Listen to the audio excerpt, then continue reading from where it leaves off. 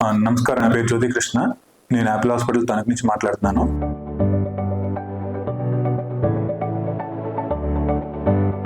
ఇవాళ మనం మాట్లాడుకునే టాపిక్ వచ్చేటప్పటికి షోల్డర్ పెయిన్, స్టిఫ్నెస్ గురించి అండి. స్టిఫ్నెస్ అనేది ఎప్పుడు ఎవరికి వస్తుంది? షోల్డర్ స్టిఫ్నెస్ అనేది మోస్ట్ కామన్గా రెండు రీజన్స్ వల్ల వస్తుందండి. ఒకటి ఏంటంటే దెబ్బ తగిలిన పక్కన కండ బాగా నలిగిపోయి చేయి పైకి లేకుండా ఇవ్వకపోవడం వల్ల వస్తుంది. నెక్స్ట్ ఇంకో రీజన్ వచ్చేటప్పటికి షుగర్ ఉన్న వాళ్ళకి మోస్ట్ కామన్గా వచ్చేది ఈ షోల్డర్ పెయిన్ అండి. ఇది 3 స్టేజ్లో స్టార్ట్ అవుతుందండి. ఫస్ట్ ఇంపింజ్మెంట్ అంటే మన ఏదైతే కండ ఉంటుందో అది స్టార్టింగ్ స్టేజ్ బిగుస్తూ ఉంటుందండి. మన షోల్డర్ అనేది ఒక బాల్ కప్పులో ఉంటుందండి. ఈ బాల్ అనేది ఆ కప్పులో వెళ్ళి కూర్చున్నప్పుడు ఇది ముందరికి వెనక్కి జారిపోకుండా ఉండడానికి చుట్టూ పేపర్లో ఉంటుంది.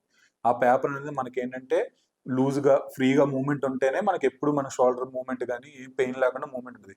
ఎప్పుడైతే ఈ షుగర్ ఉన్న వాళ్ళకి ఏమవుతుందంటే ఆ పేపర్ లాంటిది ఉన్న జాయింట్ చుట్టూ ఉన్న పేపర్ లాంటిది టైట్గా అయిపోతుంటుంది బిగిసిపోవడం వల్ల. దానివల్ల ఏమవుతుందంటే ఆ నొప్పి అనేది రావడం స్టార్ట్ అవుతుంది. స్టార్టింగ్ స్టేజ్ వచ్చేటప్పటికి ఇంపింజ్మెంట్ అంటారండి. దాని తర్వాత వచ్చేటప్పటికి అడెసివ్ క్యాప్సులైటిస్ అంటారండి. మొత్తం జాయింట్ అంతా కలిసిపోయి అంతా జరుగుతుందండి. లాస్ట్ వచ్చేటప్పుడు ఫ్రోజన్ షోల్డర్, మొత్తం ఇంకా ఫ్రోజ్ అయిపోతుంది. ఇంకా మీరు కొంచెం కూడా మూవ్మెంట్ చేయలేరు.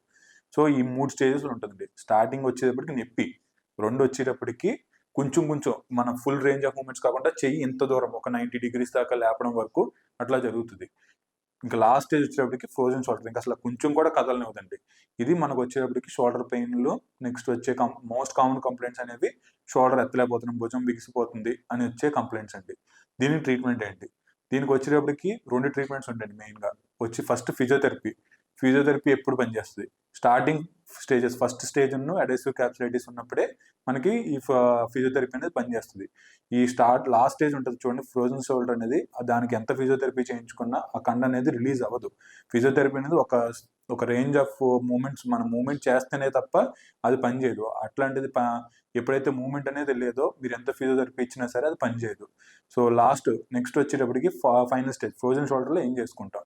ఫ్రోజన్ షోల్డర్ వచ్చేటప్పటికి ఫ్రోజన్ మ్యానిపులేషన్ అని ఉంటుందండి. అండర్ షార్ట్ జీ అంటే మనం మనిషికి మత్తిస్తాం, ఒక 10 to 15 minutes మత్తిచ్చి మనం ఏదైతే షోల్డర్ అనేది బిగిసిపోయిందో దాన్ని ఫుల్గా రిలీజ్ చేసి పిఆర్పి ఇంజెక్షన్ ఇస్తాం విత్ స్టెరాయిడ్ ఇంజెక్షన్. 2 కలిపించినప్పుడు ఏదైతే మనం రిలీజ్ చేసామో ఆ పేపర్ అనేది ఫుల్గా, ఇప్పుడు సైకిల్ చైన్ ఉంటుందండి, ఆ సైకిల్ చైన్కి మనకి తుప్పట్టింది అనుకోండి, ఎట్లాగైతే గ్రీజ్ రాస్తామో సేమ్ అట్లాగే షోల్డర్లో కూడా పిఆర్పి అనేది పంపించినప్పుడు అది ఫ్రీగా మూవ్మెంట్ అవుతుంది. ఆ మూవ్మెంట్ అయ్యి మనం మళ్ళీ ఫిజియోథెరపీ స్టార్ట్ చేయించుకున్నాం అనుకోండి, ఆ అడెసివ్ క్యాప్సులైటిస్ అనేది ఇంకా ఫ్రోజన్ షోల్డర్కి వెళ్లకుండా ఆపేస్తుంది. ఇంకా తిరిగి రాకుండా మనం రెగ్యులర్గా ఫిజియోథెరపీ మాత్రం చేసుకుంటూ ఉండాల్సిందే. అది మాత్రం గుర్తుపెట్టుకోవాల్సింది. షుగర్ ఉన్న వాళ్ళు కానీ ఎవరైనా సరే కంపల్సరీ ఫిజియోథెరపీ డైలీ మార్నింగ్ ఒక 10 minutes మీ షోల్డర్ కానీ కేటాయిస్తే మీకు షోల్డర్ బిగిసిపోవడం కానీ అట్లాంటివి జరగకుండా ఉంటుంది. లేదు మనం అట్లా చేయలేము అనుకుంటే మాత్రం కంపల్సరీ మీకు షోల్డర్ అలా బిగిసిపోయి ఫ్రోజన్ షోల్డర్ కింద రావడానికి చాలా ఆస్కారం ఉంటుందండి. Thank you.